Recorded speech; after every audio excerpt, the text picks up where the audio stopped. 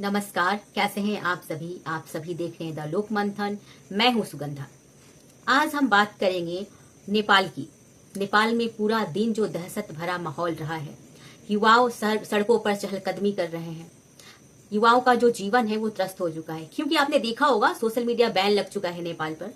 और सारे जितने जेनजी युवा हैं, बोलना चाहूंगी 18 से 30 वर्ष की जो आयु वर्ग के जो बच्चे हैं, जो युवा हैं, वो सड़कों पर उतरे हुए हैं। वो निहत्थे हैं, वो डरे हुए हैं और सरकार उन पर गोलियां चलवा रही है। ये कहां तक सही है? जब सरकार निरंकुश होने लगे तो जनता को ये याद दिलाना काफी लाजमी हो जाता है कि उनकी औकात क्या है, वो क्या मायने रखते हैं लोगों के लिए। क्योंकि उस सिंहासन पर लोगों ने ही उनको बैठाया है, लोगों ने ही उनको सिरमौर बनाया है। अपने देश की प्रशासन उनके हाथों में दी है ताकि वो देश अच्छे से चला सके। लेकिन आपने देखा होगा पूरे दिन युवाओं पर गोलियां बरसाई गई, आंसू गैस बरसाए गए और कई लोग घायल भी हो चुके हैं। कई लोग इतने घायल हैं, 100 से अधिक लोग घायल होने की सूचना है और 20 लोगों की मृत्यु तक हो चुकी है। आप समझ सकते हैं। लेकिन एक हमारा देश है जहां सोशल मीडिया बैन लगे, सरकार कुछ भी निरंकुशता करे, यहाँ के युवा जगते ही नहीं है।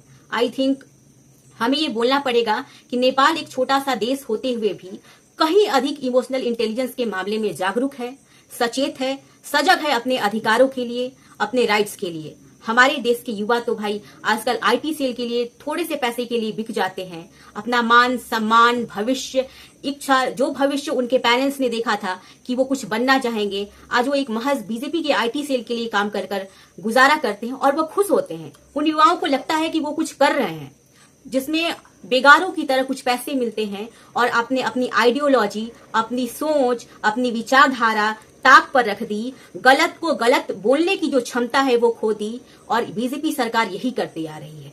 बीजेपी सरकार लोगों की बोलने की क्षमता छीन रही है, सुनने की क्षमता छीन रही है और गोदी मीडिया जो कि तमाम वल्गर और फालतू कंटेंट्स दिखाती है युवाओं को, उनके देखने की क्षमता भी वो छीन रही है। क्या सामने सच है, क्या गलत है, क्या झूठ है, इस बात से युवा अवगत ही ना हो पाए और मुद्दों की बात ही ना करें। मुद्दा अगर सीखना है तो हम सभी युवाओं को, हम सभी के युवाओं के पेरेंट्स को नेपाल से सीखना चाहिए अपने हक और अधिकार की लड़ाई के लिए।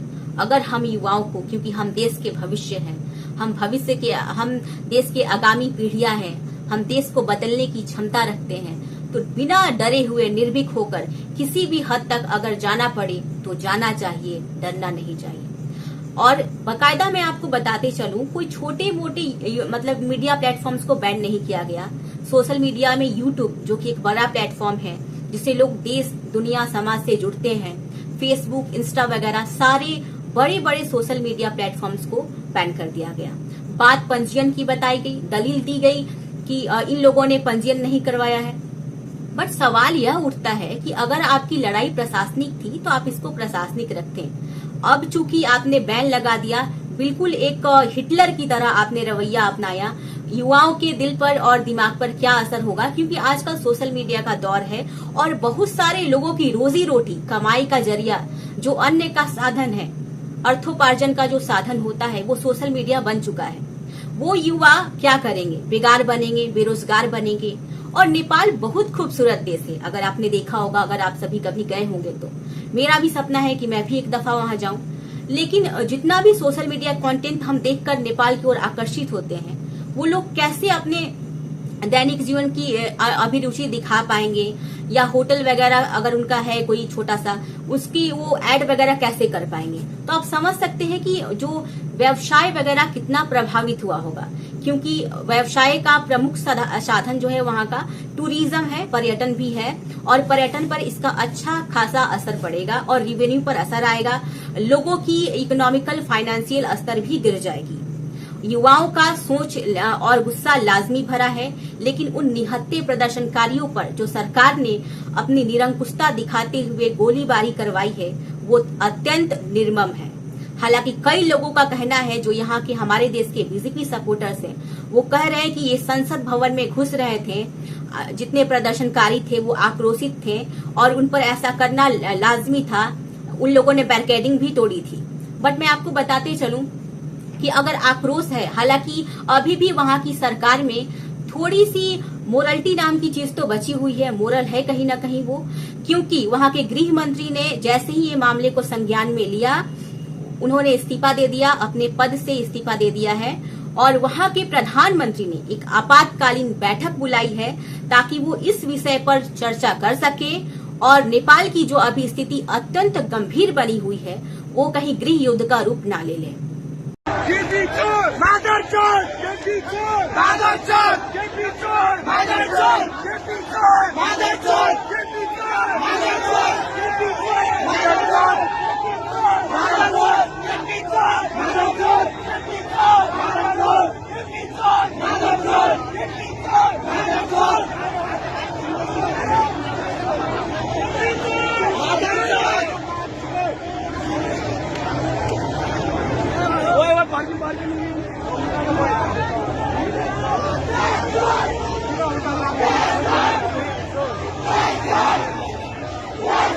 संसद भवनको गेटबाट मानिसहरूतर्फ डाइभर्ट भइसकेको छ।